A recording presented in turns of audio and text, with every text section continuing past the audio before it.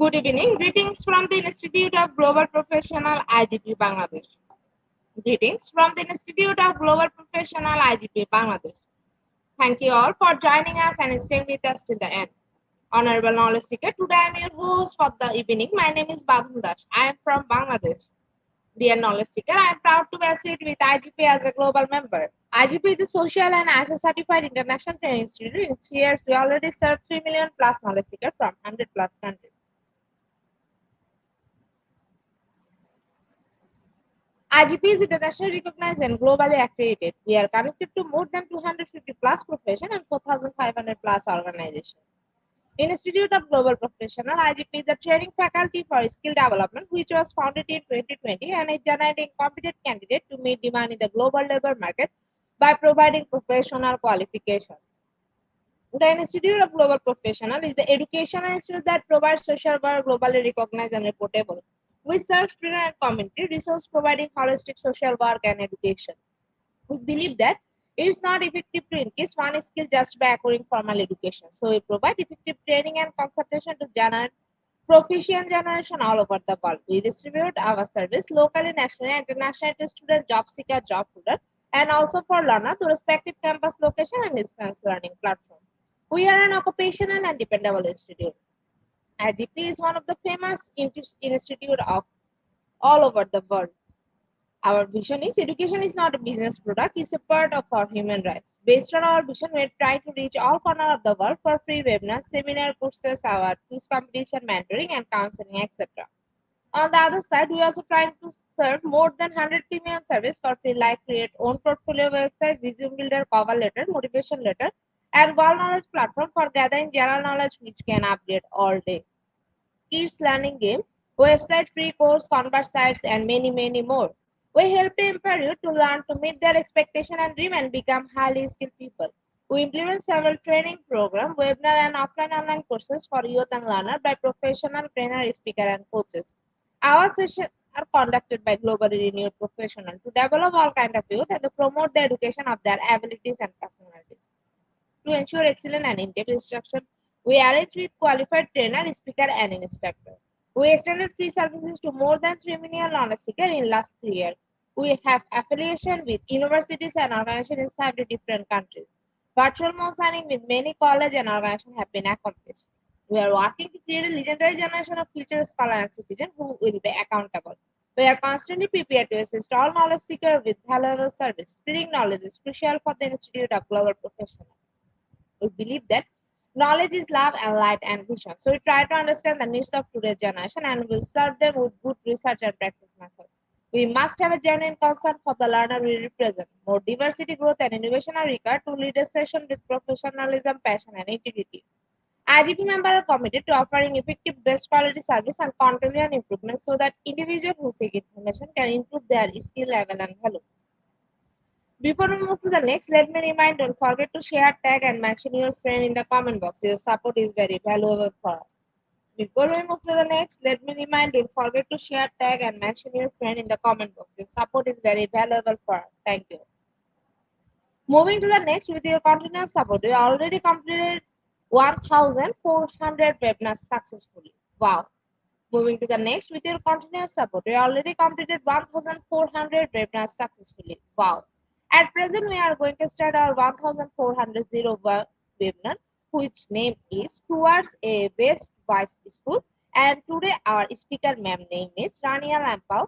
She is from Greece. Before I hand over the stage to our speaker ma'am, wants to share a very little bit about her.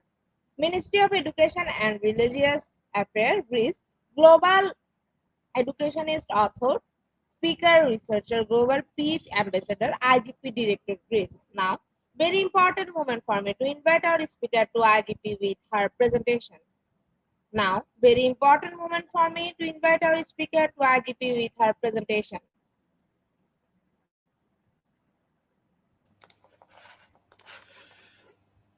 Hello, ma'am. Good evening. Hello, greetings from Greece. It's a great pleasure and honor to be invited today for this webinar. I warmly thank IGP, Institute of Global Professionals, for the kind invitation, and I would like also to congratulate IGP for the continuous contribution to quality education. So thank you very much. And I think that today we'll have a very interesting topic to explore.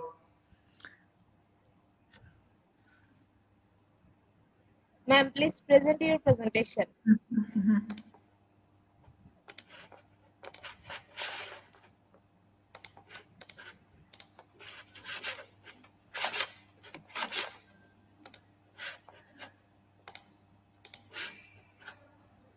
Okay, ma'am, the stage is yours. You can start your presentation now. Okay. Thank you. So towards Waste-Wise School, why? Today we will explore waste management, what is the current situation, how waste management can be implemented in schools, and also we will highlight some best practices and cases, some examples of waste management school projects.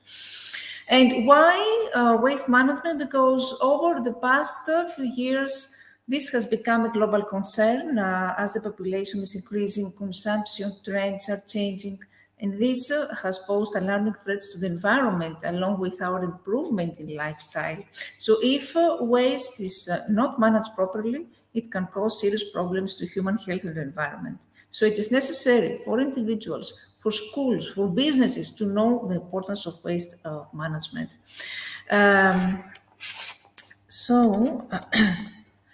We talk about the new alchemy, how to create gold from garbage. The story of garbage processing is something that changes globally.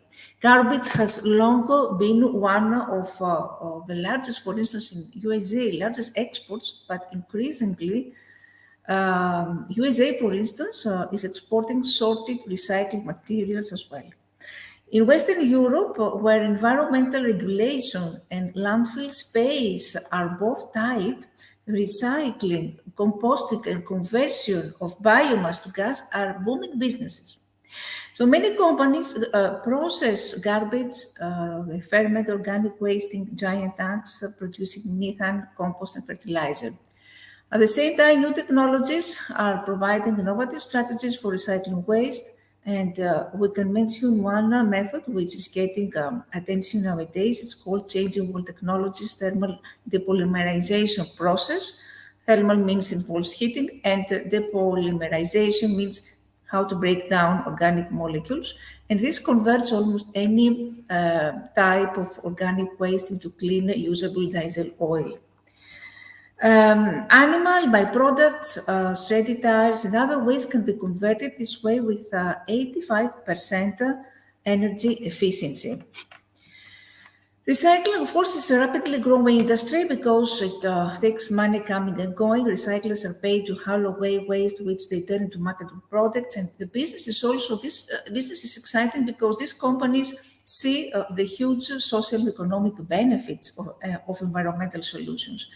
Often we discuss environmental problems, and business are always part of these problems, and schools are also a part of this problem. Garbage disposal. Yes. Ma'am, actually we cannot see your slides in the screen. You can see the slides? No, ma'am. How is it possible? Okay, I will enter again and I will.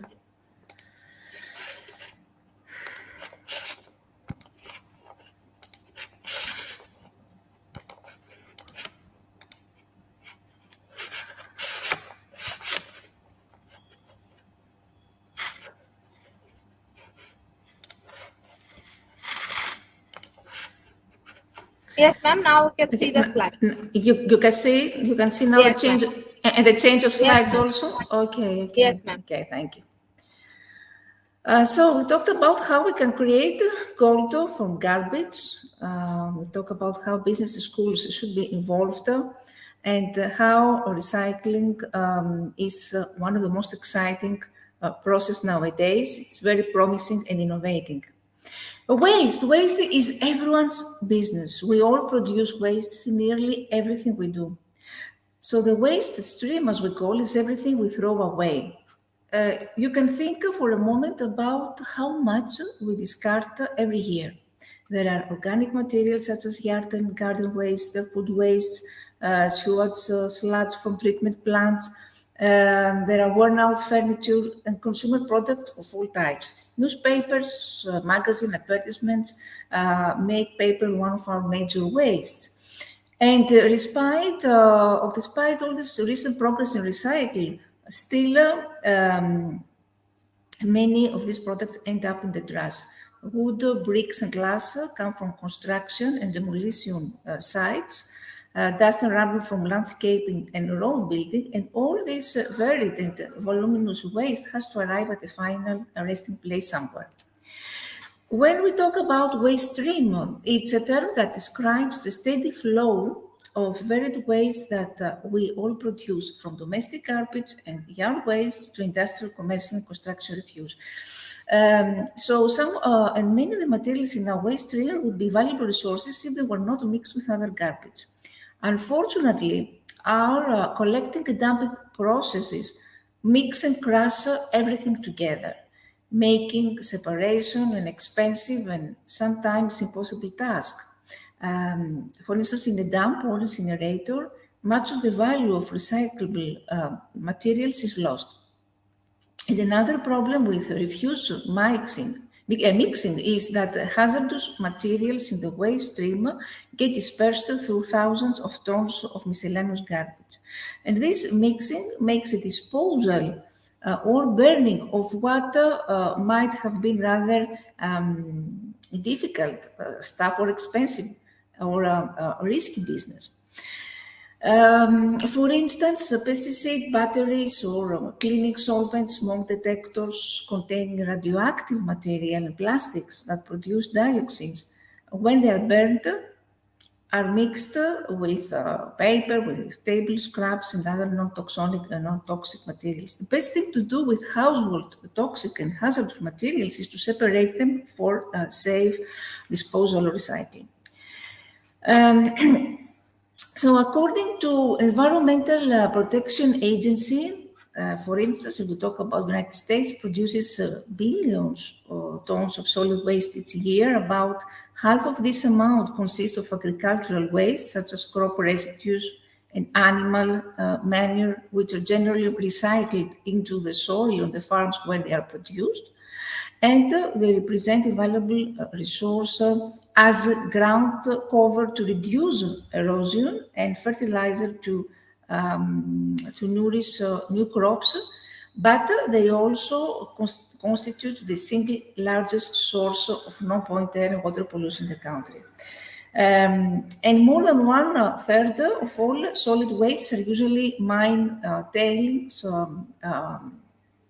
overburden from strip mines and other residues which are produced by mining and primary metal processing. Road and building construction debris is another major component of solid waste, and much of this material is stored in near resource production, and it isn't mixed with other kinds of waste. Industrial waste, other than mining and mineral production, amounts to million metric tons. So each year, most of this material is recycled, converted to other forms, destroyed or disposed of in private landfills or deep injection wells. About 60 million metric tons of industrial waste falls in a special category of hazardous and toxic waste. And municipal waste is a combination of household and commercial refuse. It's also another type of waste, and it's something which needs to be taken into consideration. So when we talk about solid waste refers to any type of garbage or trash or refuse or discarded material, and it can be categorized according to where the waste is generating, for example, as municipal, as I said before, solid waste, healthcare waste, or electronic waste. So solid waste is classified based on its biological, chemical, and physical properties. These are biodegradable, non-biodegradable, and hazardous waste. Biodegradable waste or wet waste includes kitchen, cooked and uncooked flour, fruit waste, juice pills, etc. And on the other hand, non-biodegradable or dry waste includes paper and plastics, all kinds of cardboard and carton packaging, glasses and metals, rubber, etc. When we talk about hazardous waste that are generated from the industries or institutes that cause damage to human health and environment, and hazardous waste is chemical, biological, explosive, or radioactive waste, which are highly reactive and toxic and cause severe danger to humans, plants, or animal life. Some examples of hazardous wastes are mercury, cadmium, chromium, many drugs, litter, pesticides, rubber, and other effluents from different industries. Hazardous waste, of course, can be highly toxic to animals, plants, and even humans, and they are highly explosive and react when they're exposed to certain substances, for example, gases. Hospital waste and industrial waste are considered harmful as they may contain the toxic substances. And other than this, we have also electronic waste or e-waste, which is one of the fastest growing areas of the international market nowadays. These are increasing at a much higher rate than all other waste streams. Faster growing industries and communication technologies play a major role in new waste generation.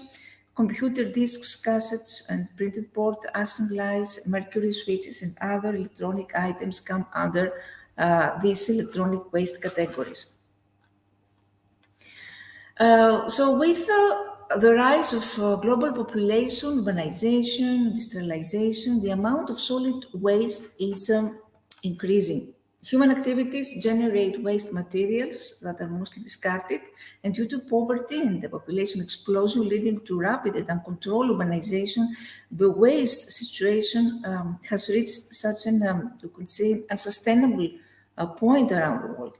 Generation of solid waste along with a high organic residue could cause widespread ecological pollution, which is mainly based on the emission of gases that contribute to the greenhouse effect, such as methane and carbon dioxide. And also the mercury infectious agents from healthcare facilities, as well as dioxins and other types of harmful emissions released from e-waste not only affect the health of waste pickers, but also contribute to air, land, or water contamination as well. Due to this type of environmental threat, different authorities, of course, are currently trying to implement economic political solutions of higher efficiency to manage the growing quantities of municipal solid waste. So improper waste management is one of the major causes of environmental pollution.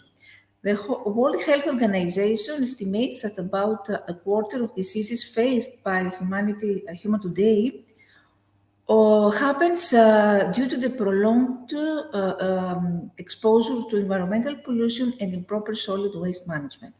So greenways are a good approach for solid waste management feasibly. These approaches can be achieved through strategic planning, institutional capacity building, fiscal incentives, techno-economically viable technologies, public-private partnerships, community participation, and of course adopting eco-friendly methods for solid waste management. So many researchers project that the solid waste will increase, and this will create high demand of new innovative technologies and processes for an effective solid waste management process. So when we talk about solid waste management, it's a collective activity involving segregation, collection, processing, transportation, and disposing of various types of solid waste. And what are so far the waste disposal methods? Usually the most inefficient are what we call the open dumps, which release hazardous materials into air and water. Because for many people, the way to dispose of waste is to simply drop it somewhere. So open and regulated dumps are still the predominant method of waste disposal in most developing countries. And developing world megacities have enormous garbage problems, such as Mexico City. We can mention Mexico is one of the largest cities in the world, which generates thousands of tons of trash each day. And until recently, most of this torrent of waste was left in giant piles exposed to the wind and rain, as well as rats, flies, and other vermin. In Philippines, it's interesting to see what happens in Manila in the Philippines generates a similar amount of waste, half of which goes to a giant smoldering dump, which is called the Smoky Mountain. Over 20,000 people live and work on this mountain of refuse, scavenging for recyclable items or edible food scraps. And in July 2000, torrential rains, which were caused by a typhoon there, caused a part of the mountain to collapse, and this caused the death of many people there.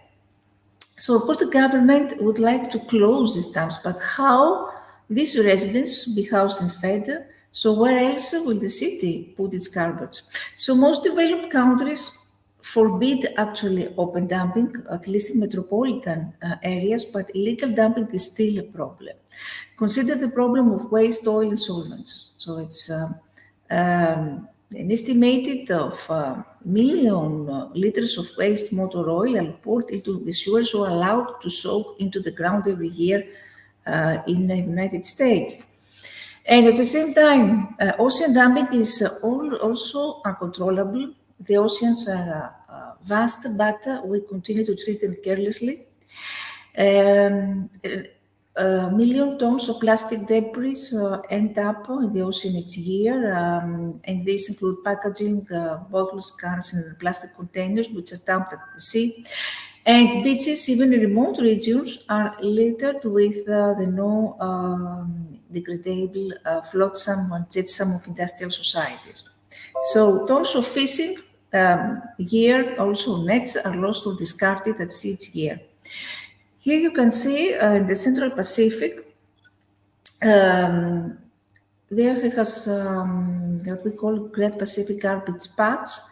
They have collected giant swirling masses of plastic garbage The eastern portion of this garbage patch between Hawaii and California is probably twice the size of Texas. But little we know about this because a few boats travel in this region. So millions of tons of garbage circulating there have far-reaching effects on wildlife. At the same time, we often export waste to countries that are ill-equipped to handle it. Any countries disposes of millions of computers and cell phones every year, each containing a complex mix of often toxic metals and plastics. Since 1989, I think in USA, but in general, it has been illegal to export this electronic waste or e-waste to developing countries, but we continue to do so. Most of e-waste, which happens, of USA is shipped overseas, mostly to China and other developing countries in Asia and Africa. And there what happens, villagers, including young children, break it apart to retrieve valuable metals. And often this scrap recovery is done under primitive conditions where workers have little or no protective gear. And so residues go into open dumps. Health risks in this work are, of course, severe, especially for growing children. Soil, groundwater, and surface water contamination at these sites has been found to be as 200 times the World Health Organization standards. So, of course, there are the national networks of social activists who are seeking to raise awareness of the globalization of the toxic chemical trade because outdated electronic devices are one of the most important sources of toxic material currently going to developing countries. The same happens with, we said about mobile with television sets, because what happens, television often are discarded after only about 5 years, but computers, PlayStations or cellular telephones and other electronics become obsolete even faster. So this computer contain at least, we can say, contain billions of mercury, of gallium, of germanium, of palladium, of other valuable metals, gold, silver, copper, and steel. So toxic waste exportation is a chronic actual problem, even though it is banned in many countries. And most of the world's old ships are now dismantled and recycled in poor countries. The work is, of course, dangerous, and old ships often are full of toxic and hazardous materials such as oil or heavy metals. Metal there is usually dragged away and sold for recycling. Organic waste is often simply burned on the beach where ashes and oily residue wash back into the water. What happens with landfills? Landfills receive most of our waste. Over the past years, most European and American cities have recognized the health and environmental hazards of open dumps. So increasingly, cities have turned to sanitary landfills, where solid waste disposal can be regulated, it can be controlled. So to decrease smells and litter and to discourage insect and rodent populations, landfill operators are required to compact the refuse and cover it every day with a layer of dirt. This method helps control pollution, but the dirt fill also takes up as much as 20% of landfill space. Modern municipal solid waste landfills now have many of the safeguards of hazardous waste repositories. Landfills are being built away from rivers, usually from lakes and aquifer recharge zones rather than near them, as was often done in the past. And more care is being given to a landfill's long-term effects so that costly cleanups and rehabilitation can be avoided. Historically, we know that landfills have been a convenient and a relatively inexpensive waste disposal option in most places, but this situation is changing rapidly. Why? Because rising land prices and shipping costs, as well as increasingly demanding landfill construction and maintenance requirements, are making this a more expensive disposal method. Citizens have become more concerned about health hazards as well as aesthetics. This is also another important issue.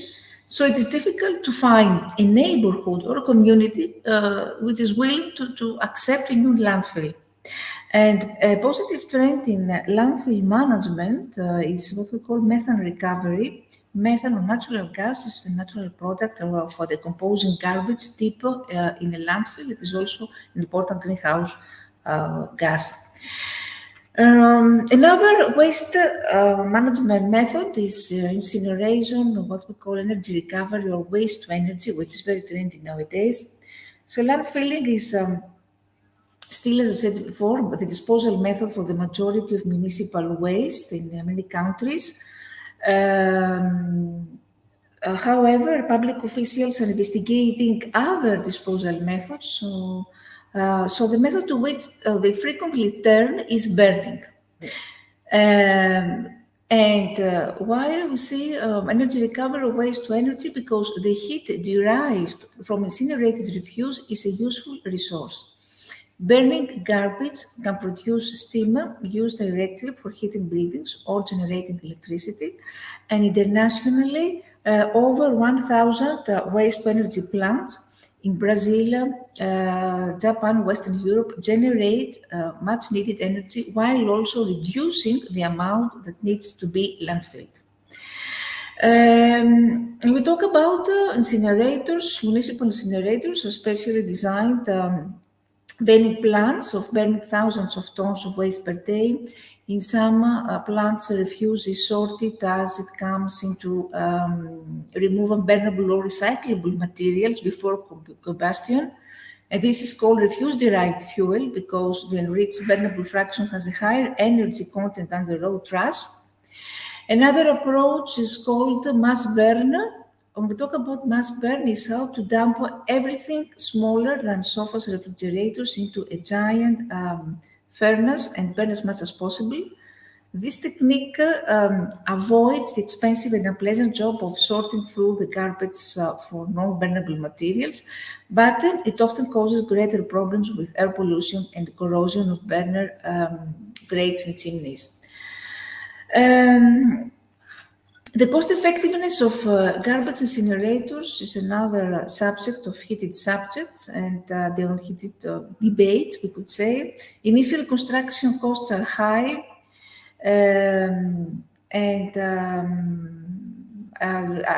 the fees are often much higher than those of the landfill.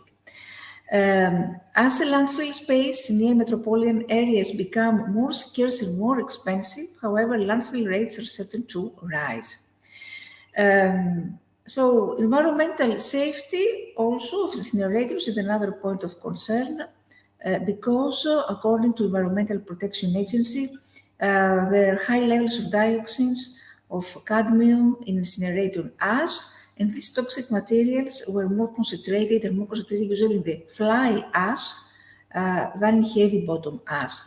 Dioxin levels also very high, and all of the incinerators studied usually exceed cadmium standards. Proponents of incineration argue that if incinerators are run properly and they are equipped with appropriate pollution control devices, incinerators are then safe to the general public. On the other hand, opponents counter that neither public officials nor pollution control equipment can be trusted to keep the air clean. They argue that recycling and source reduction efforts are better ways to deal with waste problems. Having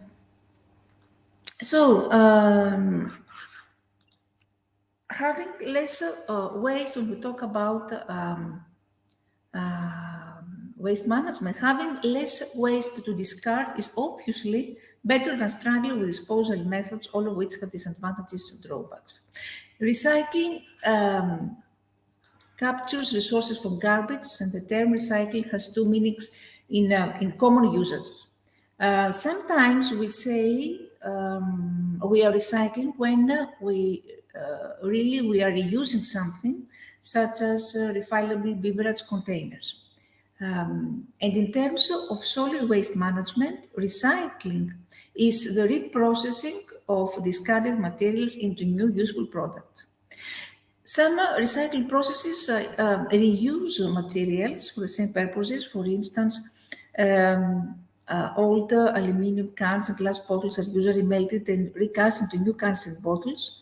Other recycling processes turn older materials into entirely new products. Old tires, for example, are turned into rubberized road surfacing.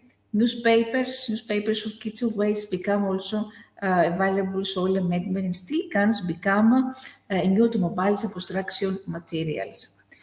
Obviously, recycling is a better alternative to dumping or burning waste that we examined before, because it saves money, energy, raw materials, and land space, reduces pollution. Recycling also reinforces individual awareness and responsibility. Some recycling facilities now have mechanical sorting machines so that homeowners don't have to separate recyclables into different categories. Everything can be placed in a single container. And many recycling programs cover their own expenses with material sales and may even bring revenue to the community. Landfills continue to dominate waste disposal, but recycling, including composting, is something that has started to increase. Of course, recycling is something that can cut our waste volumes radically.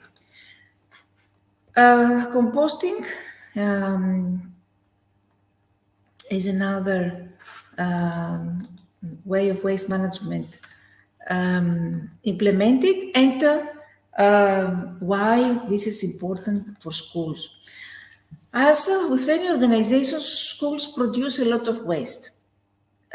This is normal because schools generally house hundreds and thousands of students, of people all at once. So a school's priority should be, first of all, to reduce waste produced, while at the same time implement what we call recycling culture. So schools produce a very important broad spectrum of waste, from food waste to paper waste, medical waste, wood waste, and this can pose a difficult challenge when we look to manage it all at once in a convenient and cost-effective way. It's understandable that lots of schools end up disposing of their waste in en masse, what we call it's the easy solution. But waste management is a huge responsibility for schools, which is often hard to manage. This is a legal duty to ensure that there is an efficient waste management in place in school, which could reduce, reuse, and recycle. I think we all know these rewards.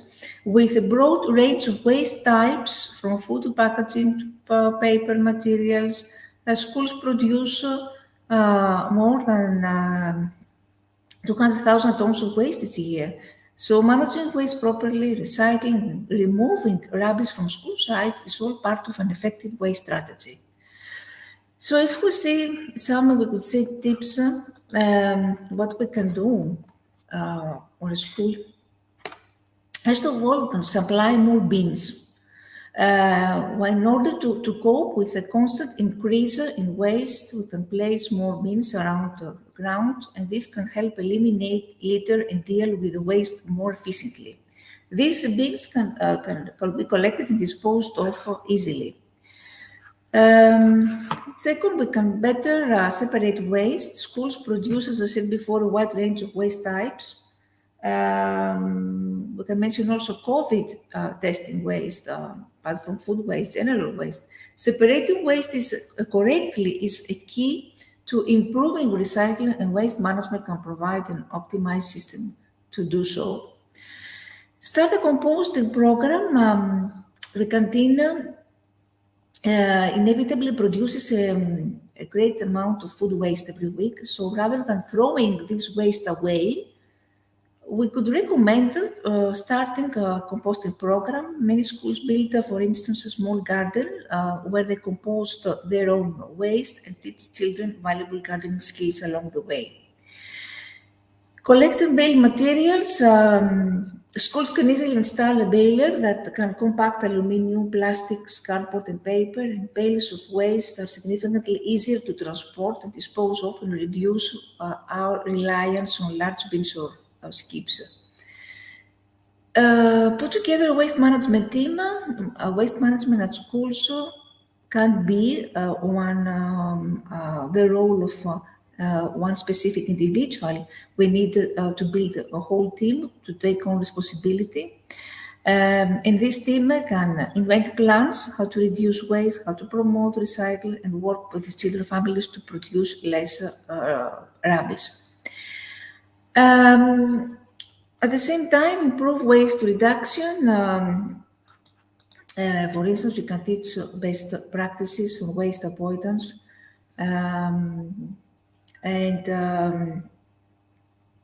Another important thing is donate leftover supplies and equipment. At the end of the school year, what we can do, we can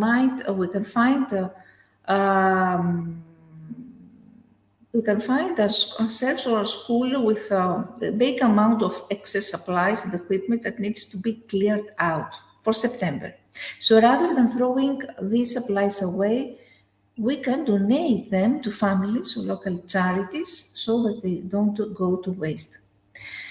We can encourage paperless processes. Important. Paper waste accounts for a large percentage of all school waste.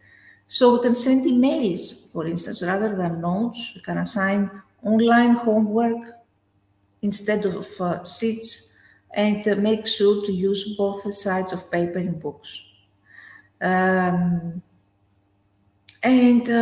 Start a reusable bottle scheme. Water fountains are commonplace in schools, so we recommend that we can start a scheme to encourage children to bring their own reusable bottles from home.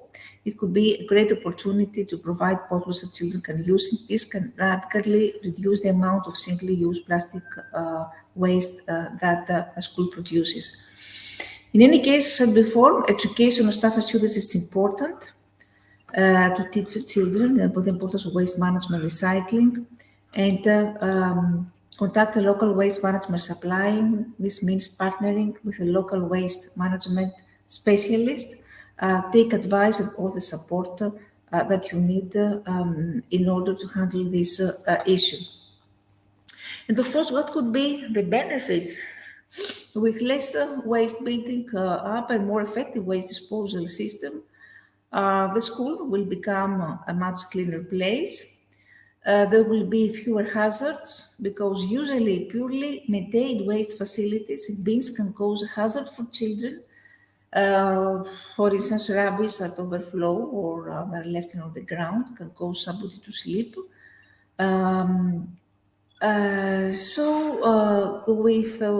If there is a good waste management, the school will be free of these potential risks.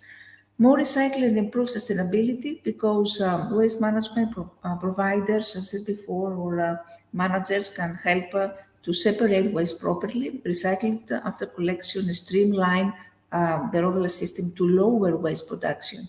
And this, of course, improves sustainability because less waste ends up in landfill. Promote responsible waste habits in children because in this way children adopt healthy lifestyles. They can learn how to reduce the waste production, how to keep the areas clean, how to recycle. And of course, in this way, we create powerful and impactful teaching opportunities with students. We improve relationships with the community because this is not only it is not the responsibility of schools. Schools should communicate and should partner and collaborate with all key stakeholders. This involves community, it involves parents, involves other private or public institutions. Collaboration of all key stakeholders is always the key. And actively engage the staff in projects. The best way is to engage students and teachers in outdoor activities, what we call crossover learning. So in any case, it's interesting to focus when we talk about waste management or all climate change or any other environmental issue, to promote environmental education, what we call education for sustainable development, because this kind of environmental education promotes a sense of place and connection through community involvement. When students decide to take action to improve the environment, they reach out to community experts, to donors, to volunteers, to local facilities to help bring community to understand and address environmental issues. It helps students understand how their actions affect the environment, and environmental education for sustainable development should develop, of course, individuals' values, knowledge, skills, and competencies for sustainable living and participation in society. Usually, it is characterized by contextual and locally relevant learning, and it should be interdisciplinary, holistic, and value-driven. This means that it should promote critical thinking, problem-solving, and encourage participation, collaboration. It aims for a democratic and inclusive society where there are environmentally literate community members. This requires, as I said before, a disciplinary integrated approach. Students can be involved in a habitat, in nature, in order to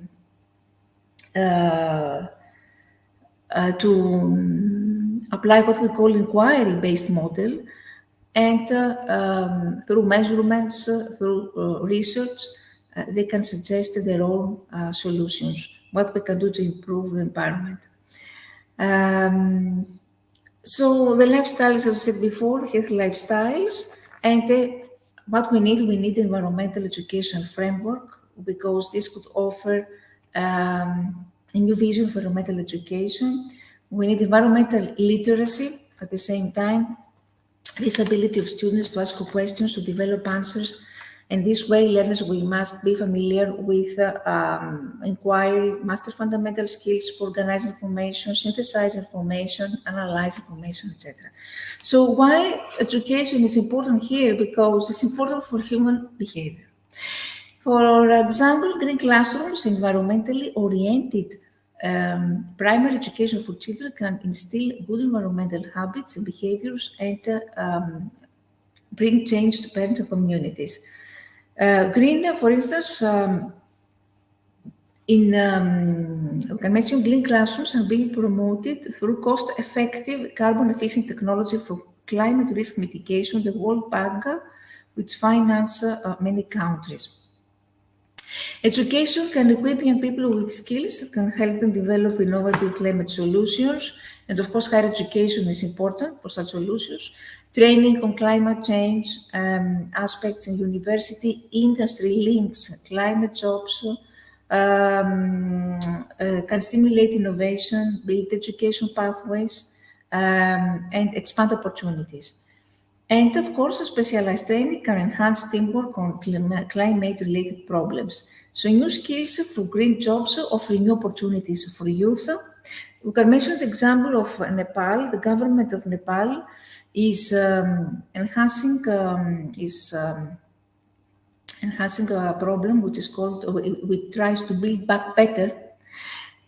Green power for prosperity is one of the priorities of the government, and this program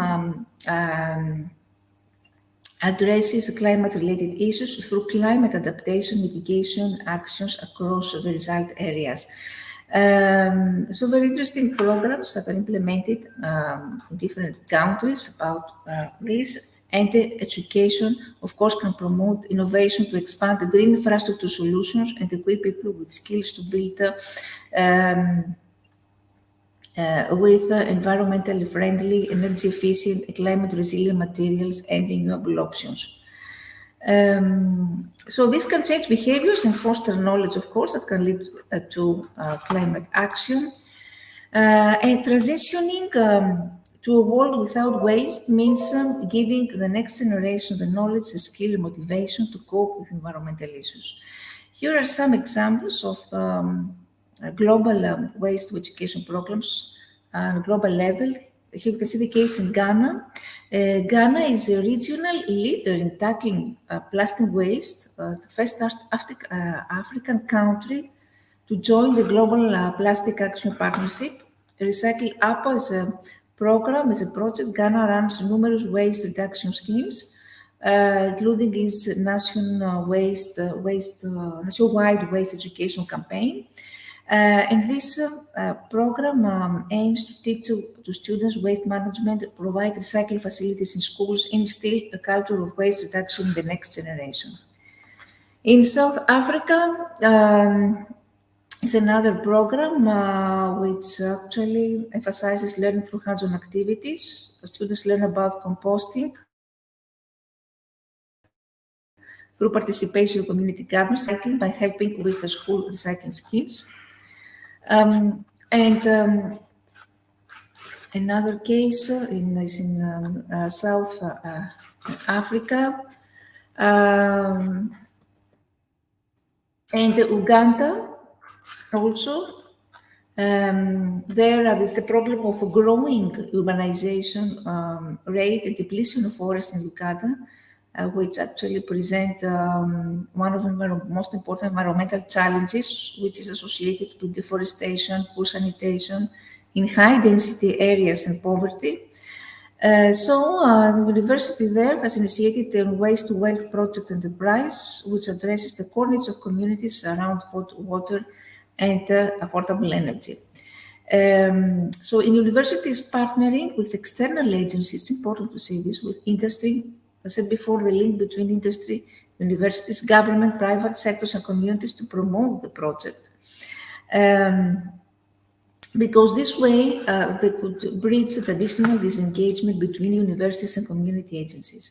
So these outreach programs consolidate links between universities in such a way that the needs of society always form the core of the university's teaching and research agenda. Very important. What happens in Nigeria? In Nigeria, cities in general aren't managing solid waste effectively. So waste has to be managed from generation to storage, collection, transport, recycling, treatment, disposal. Cities tend to treat the waste as purely technical issue. And city managers have overlooked the potential contribution of university students to solve it.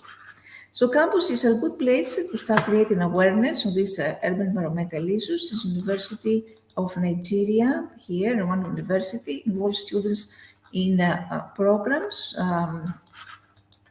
It's a program of teaching, action, research, advocacy, and occasional involvement in environmental cleanup exercises on campus.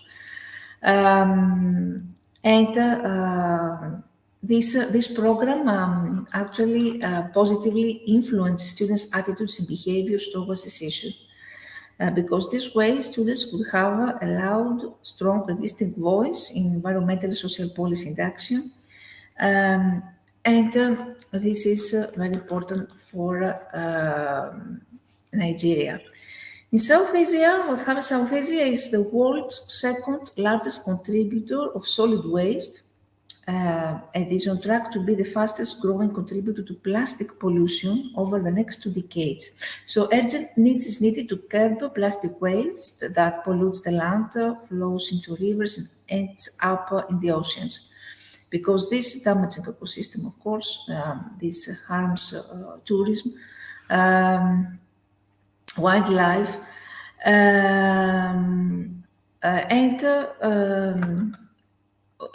education is something that is already starting to put people at the center of climate solutions in South Asia.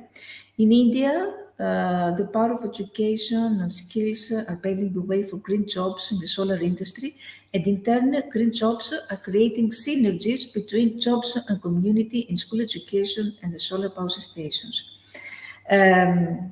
So there is in India, there is an urgent need to find ways to recycle and upcycle them. Several education institutions there in India have taken initiative to change the way that we reuse waste. Prime Minister of India praised the efforts of the students of St. Teresa's College in Kerala for their unique use of sustainable and upcycled material to make toys for children in the state. And this initiative, of course, provides underprivileged children with quality with toys solving the waste problem. Here you can see the photo. In the USA also, there's another program which aims to reach material recovery rates of 90% by 2030. A key area for education information. This has a curriculum which ranges from practical household recycling to understanding the science of climate change, equipping future generations with the mindset and the knowledge to tackle environmental challenges.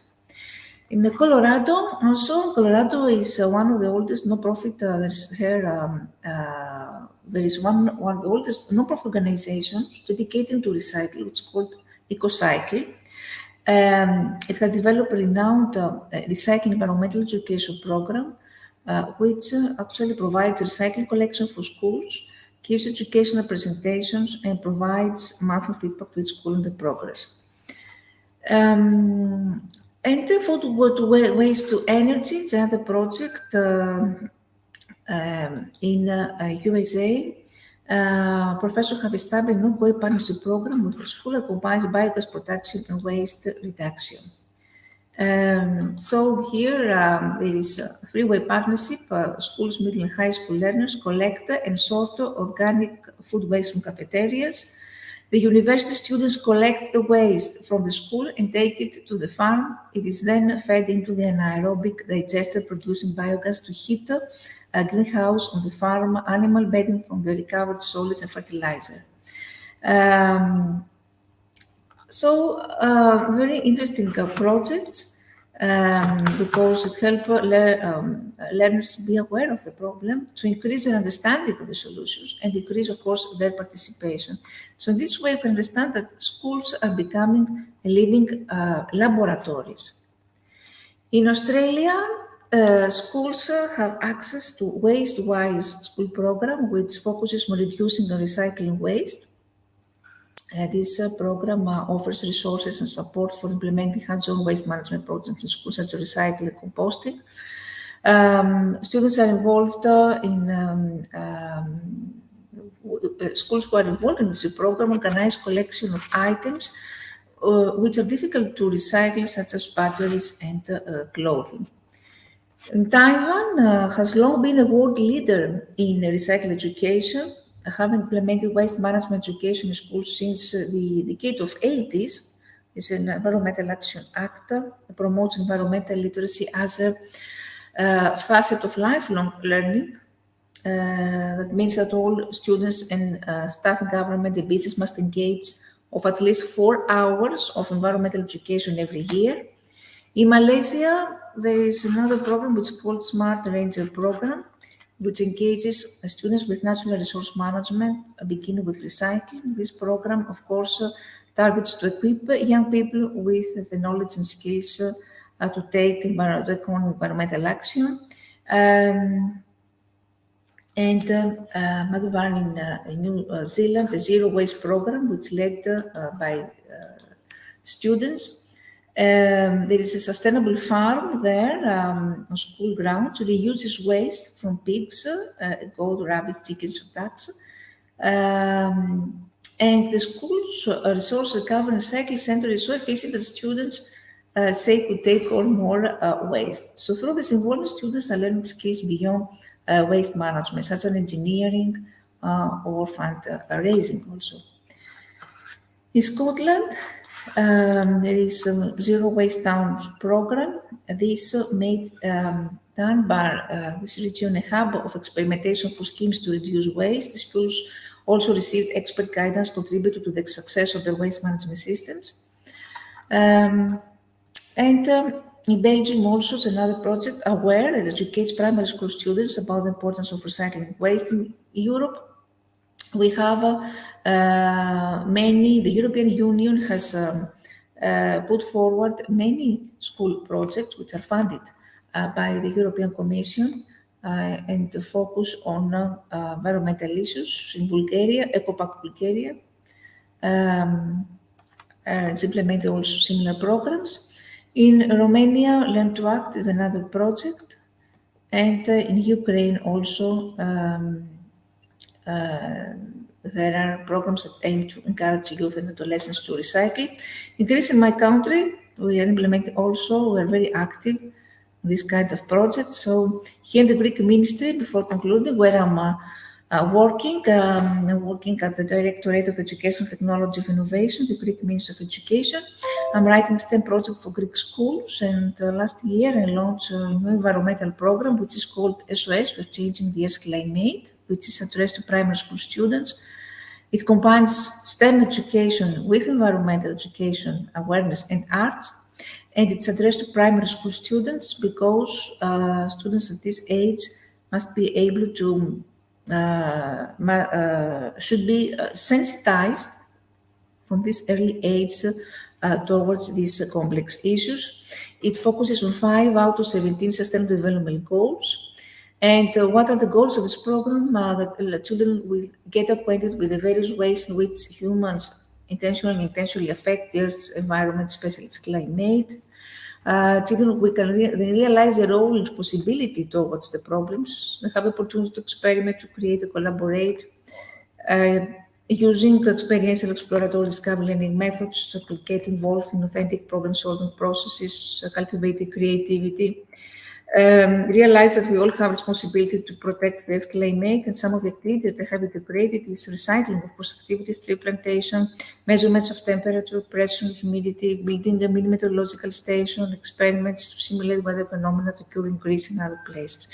So thank you very much for your attention. It's obviously through this project, children are encouraged to deal systematically from an early age with these issues, and this way they can reinforce their ecological consciousness and their environmental responsibility.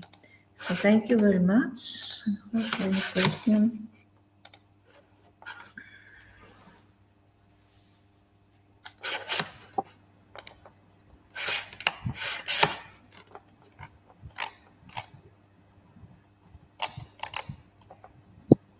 Thank you so much, ma'am, for your rich content presentation, which can impact our knowledge seeker surely. After your presentation, I hope our knowledge seeker can learn something new, which was our only intention. Learn and grow together, IGP Knowledge Seeker. Once again, thank you so much, dear ma'am, for your presentation. Now, ma'am, it's time for our question answer session, which is the one more valuable part of our regular webinar. Honorable ma'am, please stay with us. After a short video, we will back in our session part 2, which is the question answer part. Dear IGP Knowledge Seeker, please ask your question in the comment box as much as you want to know from our speaker. Thank you. After question answer, we have an webinar certification and online quiz competition. Dear IGP Knowledge Seeker, please ask your question in the comment box as much as you want to know from our speaker. Thank you. After question answer, we have an webinar certification and online quiz competition.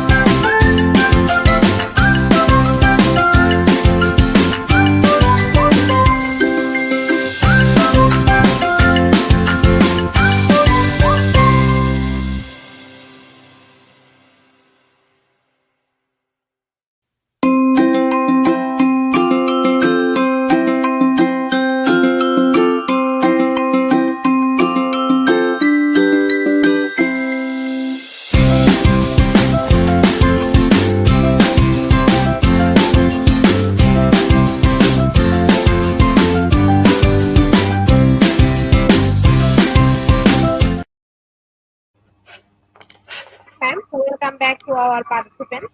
Dear IGP knowledge seeker, please ask your question in the comment box as much as you want to know from our speaker. Thank you. After question answer, we have a webinar certification and online quiz competition. Ma'am, our first question is from Ishaya. What is composting? I think, can you hear me? Can you hear me?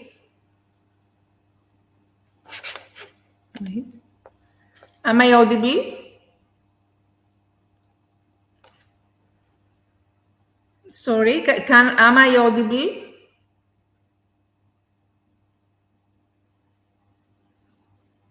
Am I audible? Can you hear me? Yes, ma'am, I can hear you. Okay. So you know that compost is a mixture of ingredients used as a plant fertilizer and in order to improve soil's physical, chemical, and biological properties. So it is commonly prepared by decomposing plant and food waste, recycling organic materials, and manure. The resulting mixture is rich in plant nutrients and beneficial organisms such as bacteria or protozoa.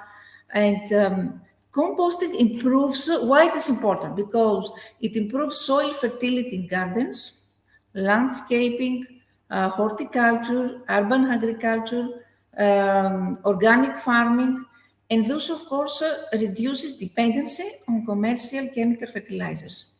So the benefits of composting could include how to provide nutrients to crops as fertilizer, to act as a soil conditioner, to increase the humus or humic acid contents of the soil and introduce beneficial microbes that will help you to suppress pathogens in the soil and reduce soil-borne diseases. This is composting, and with recycling are one of the most trendy practices nowadays.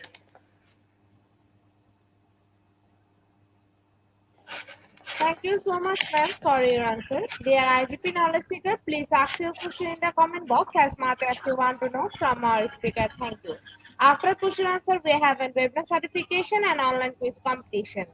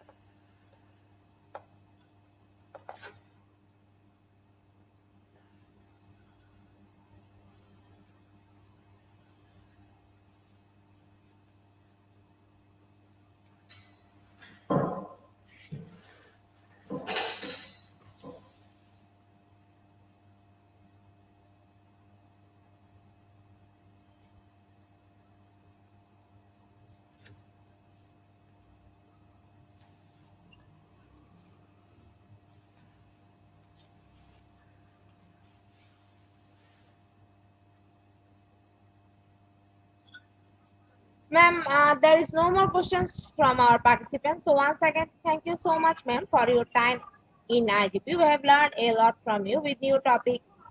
It will add some value to our day-to-day activity along with our academic and professional growth. Honorable ma'am, hope to see you again with a new topic and a new date. Thank you, ma'am. Take care. Thank you very much. Thank you very much for this opportunity. Bye.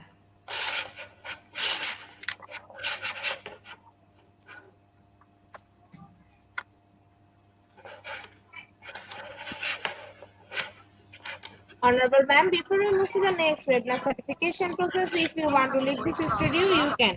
Okay, thank you. Dear IGP knowledge seeker, it's time for our webinar certification process, the most attractive and perfect part of our regular webinar. After a short video, we will start our webinar certification. After webinar certification, we have an online quiz competition and quiz certification. Dear IGP knowledge here it's time for our webinar certification process, the most attractive and powerful part of our regular webinar. After a short video, we will start our webinar certification. After webinar certification, we have an online quiz competition and quiz certification.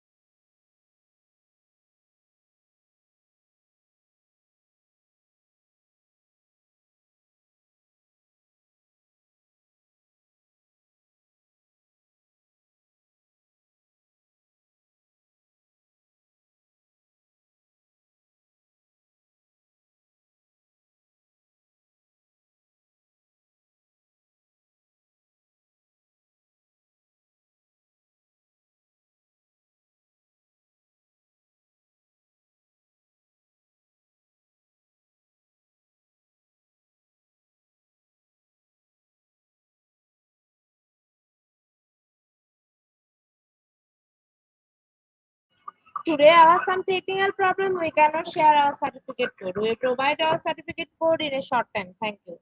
Today, our some technical problem, we cannot provide our certificate code. We provide our certificate code in a short time. Thank you.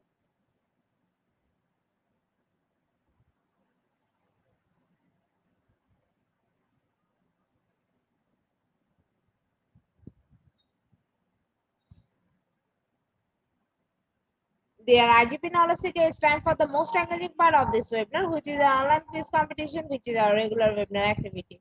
Now, time for the online quiz competition. To join the online quiz competition properly, please follow my instruction carefully. Now, time for the online quiz competition. To join the online quiz competition properly, please follow my instruction carefully. Go to www.slido.com and find today's quiz or scan this QR code for direct joining. Quiz code is Global IGP. After a short video, we will start our quiz session.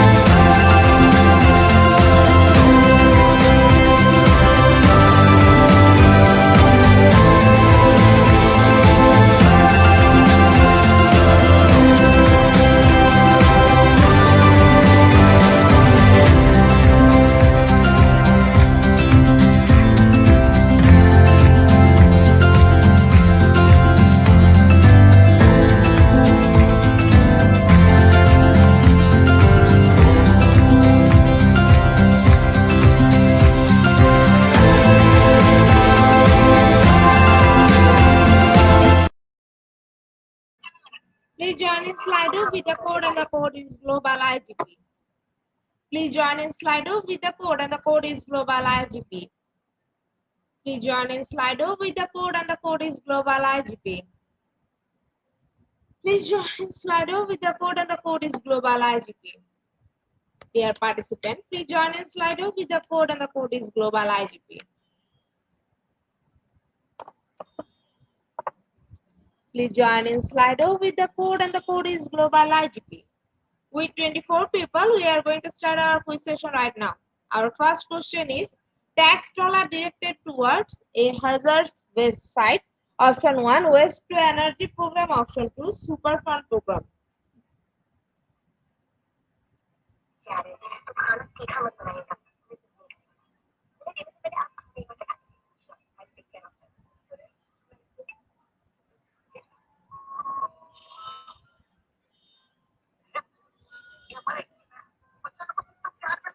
Option 2 is the right answer and 8% people are right here.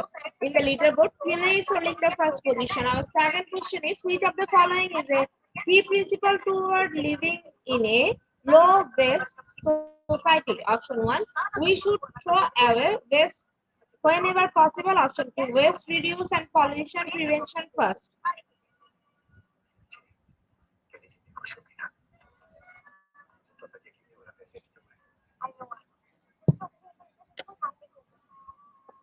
Option 2 is the right answer and 89% people are right here. In the leaderboard, Kili is holding the first position. Our third question is, using used books next year in a step towards zero waste. Option 1 true, option 2 false.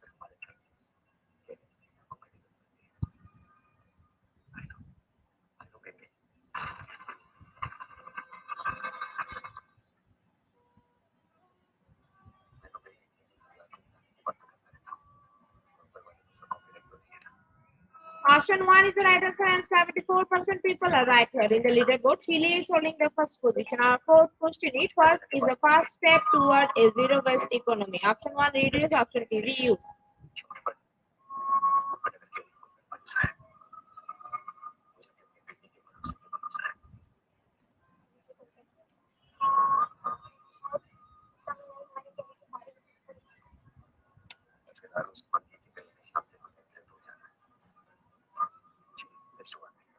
Option 1 is the right answer and 59% people are right here. In the leaderboard, Chile is holding the first position. Our fifth question is, dash purity carbon dioxide and waste towards the heart. Option 1 artery, option 2 vein.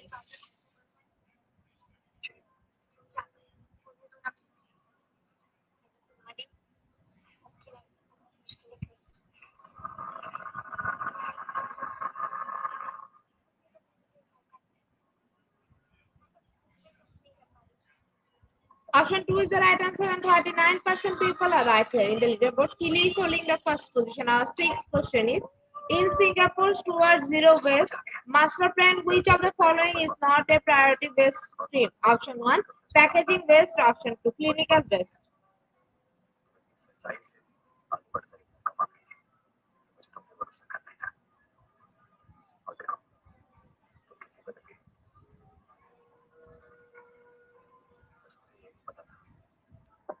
Option 2 is the right answer and 37% people are right here. In the leaderboard, Philly is holding the first position. Our seventh question is, what is NIC's campaign toward a zero and waste-free future? Option 1, no waste 2050. Option 2, move to zero.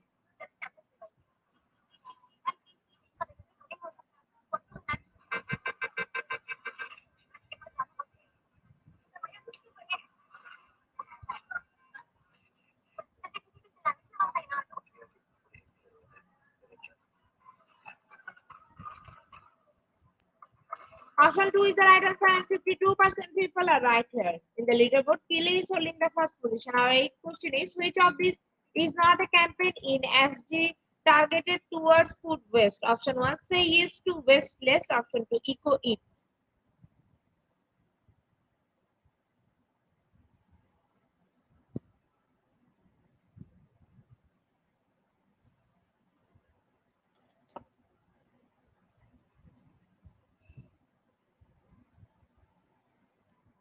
Option 2 is the right answer and 65% people are right here. In the leaderboard, Pile is holding the first position. Our second last question of the evening session is, which of the following is not a step toward a zero-waste lifestyle?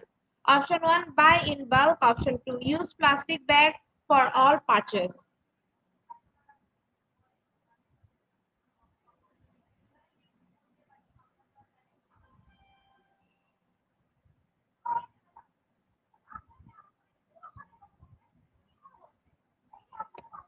Option 2 is the right answer and 56% people are right here. In the leaderboard, Kile is holding the first position. Our last and final question of the evening session is, what is one way to start heading toward in a zero waste lifestyle? Option 1, swap single-use products with reusable ones. Option 2, buy clothes from mass market retailers.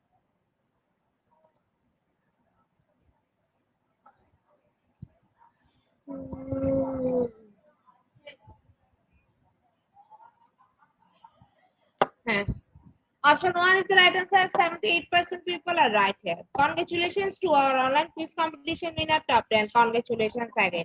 Slide will take a few minutes for finalizing the result, and after that we will issue our online quiz competence certificate on our official Facebook page and group in Institute of Global Professionals. Congratulations to our online quiz competition winner top 10. Congratulations again. Slide will take a few minutes for finalizing the result, and after that we will issue our online quiz competence certificate on our official Facebook page and group in Institute of Global Professionals. Congratulations to our online quiz competition winner top 10. Congratulations again. Slide will take a few minutes for finalizing the result, and after that we will issue our online quiz competence certificate on our official Facebook page and group in Institute of Global Professionals. At the end of our session, we can say properly feed your skill, never stop learning, cause life never stop teaching us. Be happy and stay safe. See you again and again. We want your participation in every program. If you want to live a happy life, try to a goal, not to people or things. Albert Einstein. Before I say or hit the end like button, I again want to thank all IGP knowledge seekers for your active participation as always. See you again in the next session. Thank you.